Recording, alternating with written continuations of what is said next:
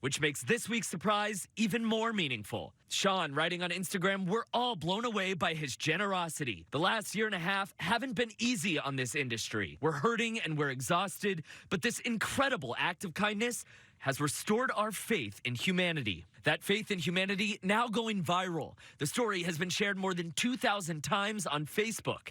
As for Zach, when asked what he'd like to say to the anonymous tipper, he has just one question. What do you do for a living? The restaurant says by sharing this story, they hope we all feel inspired to do something nice for someone today, be the reason someone believes in the goodness of people. Andrew, Mona. Hard work really does pay off. Thanks, Will.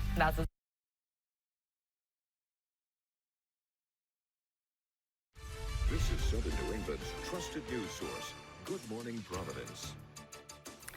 Good morning, everybody. We're taking a live look outside our downtown Providence studios. That was some rain last night. We'll check in with Chelsea for more on our Tuesday forecast in just a moment. But first, here's some of the top stories you'll see on Good Morning Providence. The lights are still out in thousands of homes in Rhode Island when National Grid is expected to get everyone online. Plus, Pfizer gets full FDA approval, but for 16 years and older, when experts say the younger children can get the shot.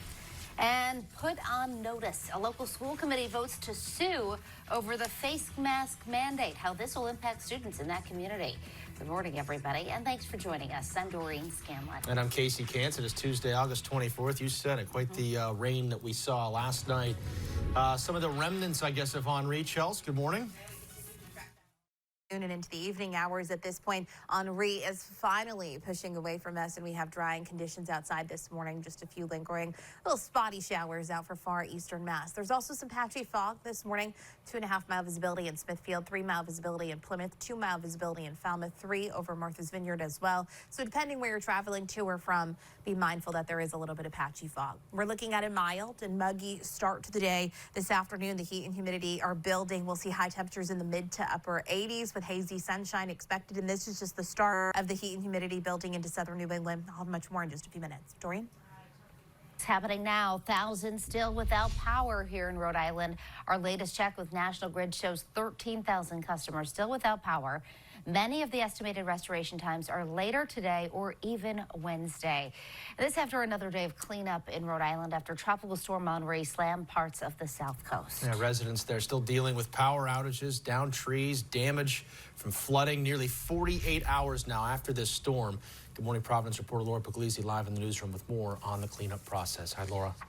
Good morning, Casey. Good morning, Doreen. It's certainly been a long 48 hours for those areas that were hit the worst. Many without power, dealing with an incoming possible heat wave. But officials say help is on the way, and if it hasn't come already, you'll likely get it today or tomorrow. Communities on the coast seeing the strongest winds and flooding from the ocean surge, spending the day cleaning up damage or debris and waiting for help from National Grid. Crews are working around the clock to restore power for tens of thousands of people across the Ocean State. In Charlestown, residents have been without power since Sunday, and now they're preparing for a possible heat wave. Some getting ready to evacuate if the power doesn't come back soon, while others sticking it out, hoping help is on the way.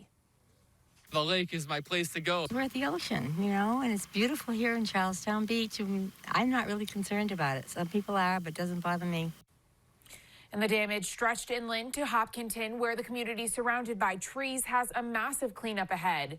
Henri knocked over several trees, this one blocking the road, and this one damaging a neighbor's fence and pool. We'll hear from the family who lives there coming up at 5:30. Power is slowly getting restored for families in the area, or rather quickly, but there are still more than 2,000 people in the dark just in Hopkinton alone. National Grid says most outages should be fixed by Thursday, the absolute latest. Reporting live in the newsroom, I'm Laura Pugliese, ABC 6 News. All right, Laura, thank you. And as thousands of Rhode Islanders remain without power, there's a warning about the food in your fridge. Health experts say you should throw out things like deli meat, poultry, fish, eggs, and leftovers after just 4 hours without power, especially if the temperature on your fridge reaches more than 46 degrees. After that, the food can potentially become hazardous. We tell everybody before the storm to turn the refrigerator to the lowest setting and the freezer.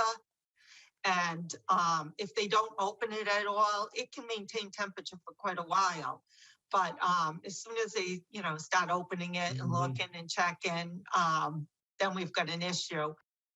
Condiments like salad dressing are usually okay, even after a long period of time, along with most produce. And with the oppressive heat back, city officials in Pawtucket reminding residents to take advantage of cooling centers if you need it. There are 2 locations in Pawtucket, one at the Blackstone Valley Visitor Center,